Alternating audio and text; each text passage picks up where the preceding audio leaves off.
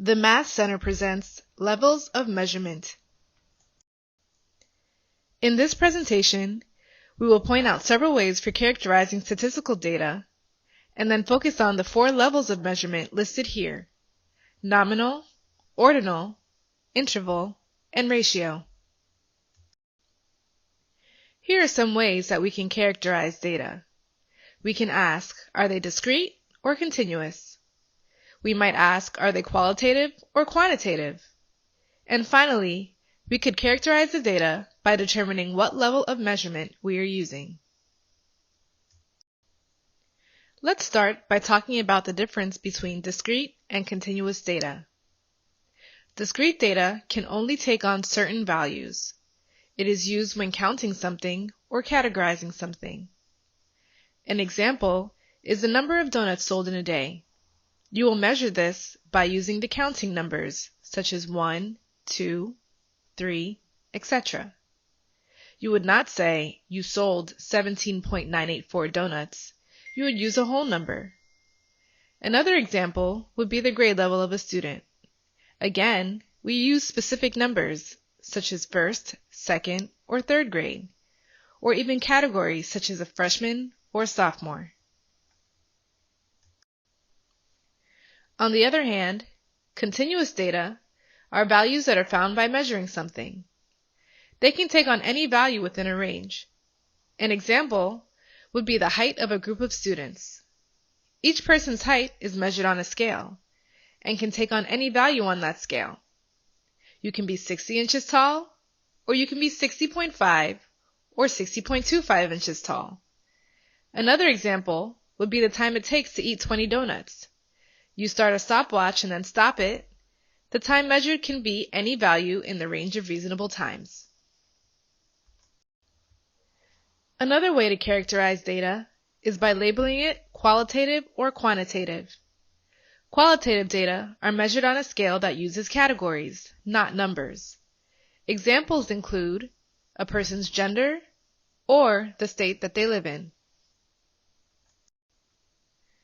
Quantitative data are measured using numbers. Examples include a person's height or how many donuts they can eat in 20 minutes. The different levels of measurement of data are nominal, ordinal, interval, and ratio.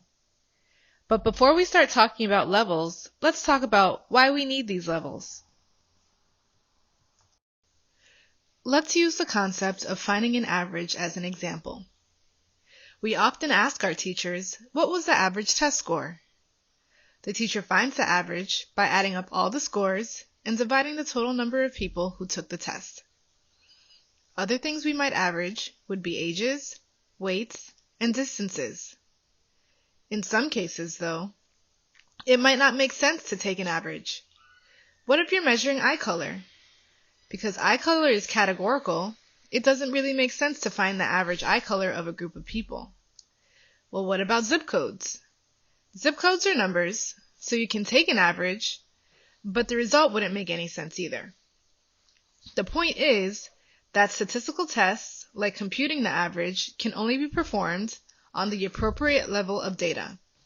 This is true for many other tests as well. Now let's look at the data levels individually. Starting with level 1, nominal. Nominal is used to classify data by labeling, and there is no implied order to the groups. Only very limited computations can be performed. For example, let's say we asked 100 people what color hair they had. Maybe 30 of them said they had black hair, and maybe 50 of them said that they had brown hair. That's about all you can say. It doesn't make sense to find the average of this data. What's the average between black and brown hair? Level 2 is ordinal data. The label comes from the word order, and it can be thought of as ranking. Here we have categories that do have an implied order, but might not have fixed differences between the values. For example, student grade levels are an example of ordinal data. There is an implied order going from freshman, sophomore, junior to senior. Another example would be finishers of a marathon. The first, second, and third place runners have an implied order.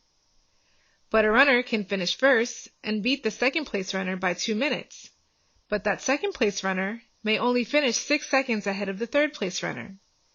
So you can see that there's not a fixed difference between the first, second, and third place runners. We typically talk about interval and ratio data together because they're very similar. Interval and ratio data are both based on numeric scales. They both have a fixed equal difference between every two values. In other words, you can add or subtract one value from the other, and the answer makes sense on your scale. If both interval and ratio data are measured on a scale, then what's the difference? With ratio data, you add the property that 0 has a meaning on the scale. With ratio data, the number 0 means absence of the property.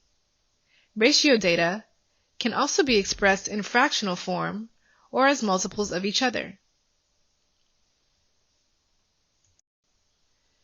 Let's look at some examples to distinguish between the two. Let's do ratio level first, since it's usually easier to understand. The weight of an object is ratio data because if something weighs 0 pounds, it has 0 weight. That's absence of the property. We can also talk about multiples. We can say that a 2-pound box of candy weighs twice as much as a 1-pound box of candy. Money is another example. If you have $0, then you are experiencing the absence of money. For interval data, our example is temperature. This is interval data since 0 degrees Fahrenheit is just another measurement on the scale. It does not mean the absence of temperature. In fact, you can create other scales, like Celsius, where 0 is in a different place. Thank you for watching this presentation on the levels of measurement.